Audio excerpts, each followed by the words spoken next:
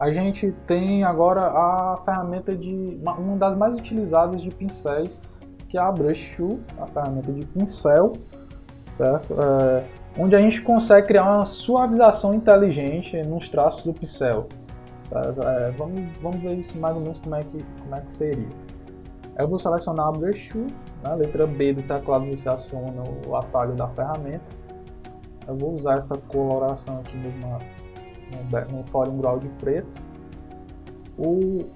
Clicando com o botão direito do mouse, você configura aqui o hardness dela, que é a dureza e o tamanho. Então eu vou colocar aqui para 100%, para ficar algo mais nítido.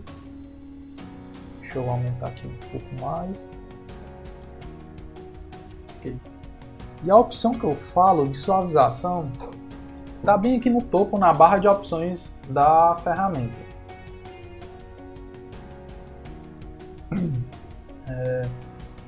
Então aqui nessa parte de suavização tem a porcentagem de 10% que já estava definido, 0% é o ponto inicial, certo? Então aqui a gente pode fazer algumas diferenças, certo? Eu vou fazer sem a suavização.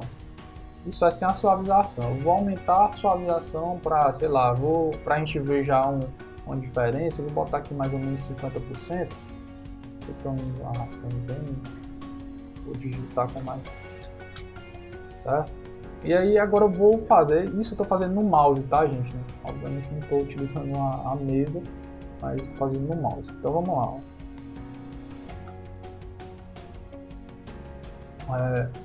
Comparando, você vê isso bem claro, a suavização com relação ao pincel. Você vê que ele não pega, ele não capta, vou dar um zoom aqui, ele não capta, talvez sua mão tremer na hora que você está fazendo um círculo, sei lá, uma reta, enfim. E ele simplesmente suaviza, esses traços para você. Se eu aumentar cada vez mais, obviamente ele vai ficar cada vez mais suavizado, certo? Às vezes chega até a ficar quase que perfeito, vamos dizer assim.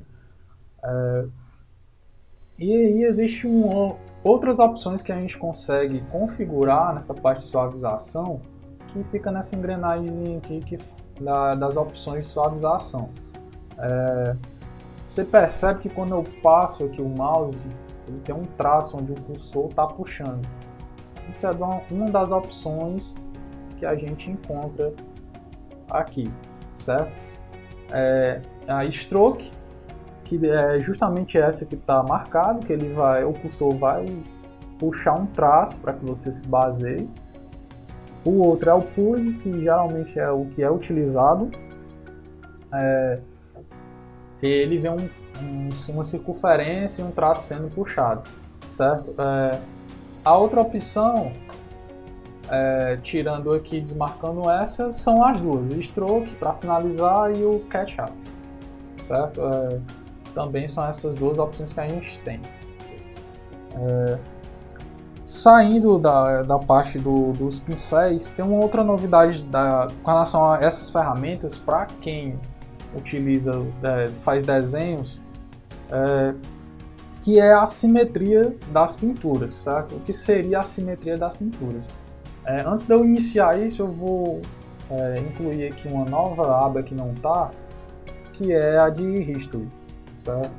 Fica bem fácil para a gente trabalhar essa parte de History, ao invés de a gente estar utilizando o Ctrl Z, que são os históricos.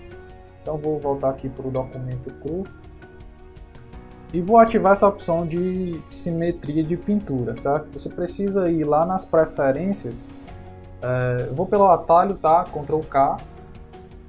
E você pode vir aqui nessa parte de tecnologia, certo? Para visualizações de tecnologia. E aqui tem a opção de você ativar essa simetria de pinturas. Você clica e habilita essa ferramenta e a gente agora vai conseguir ver mais ou menos do que se trata essa simetria.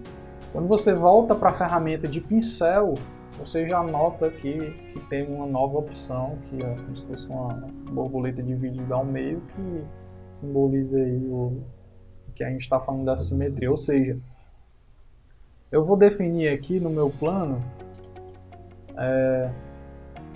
um novo plano vertical, certo?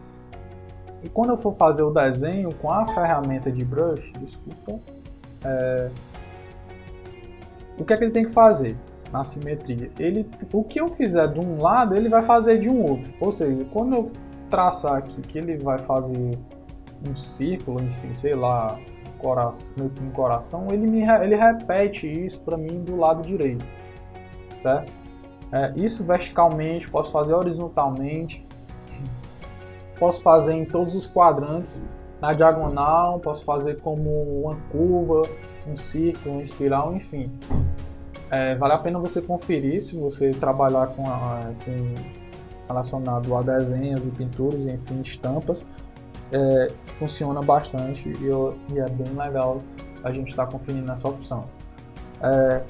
Uma outra opção aí que vale ressaltar de melhoria é no Camera Raw.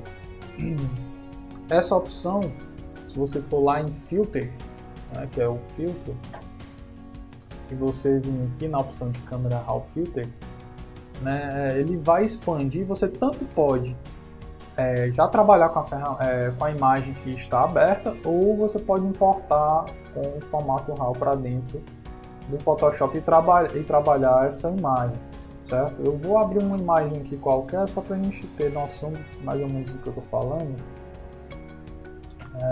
Deixa eu desfazer aqui para o início da imagem. Então vou em Filter, que é filtro, e vou lá no Camera Raw Filter.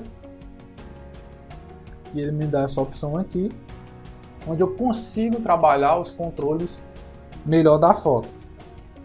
Então eu consigo trabalhar contraste, consigo trabalhar os destaques, a luz, o sombreamento, e dar um efeito que talvez você não consiga fazer com as curvas, você talvez não consiga fazer com os níveis, com os balanços, enfim. Vale a pena você dar uma conferida de como ficou.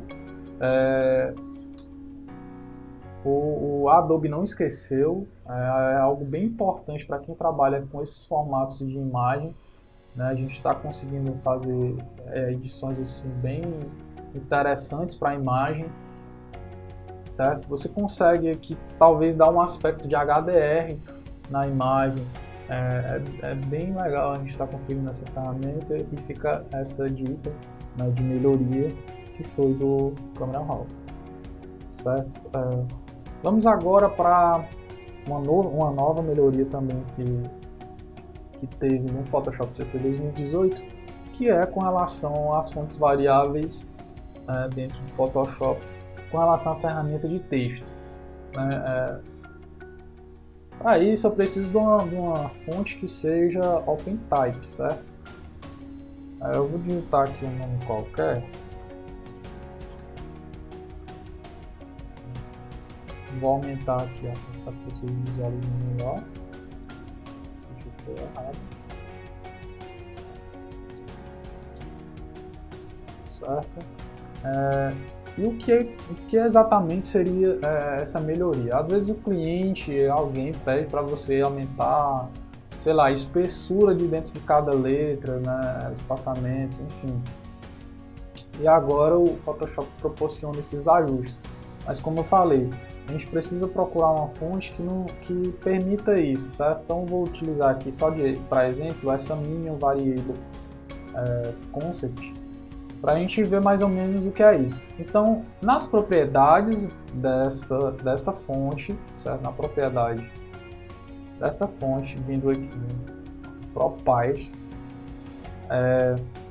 eu consigo ajustar a largura, certo? Da fonte.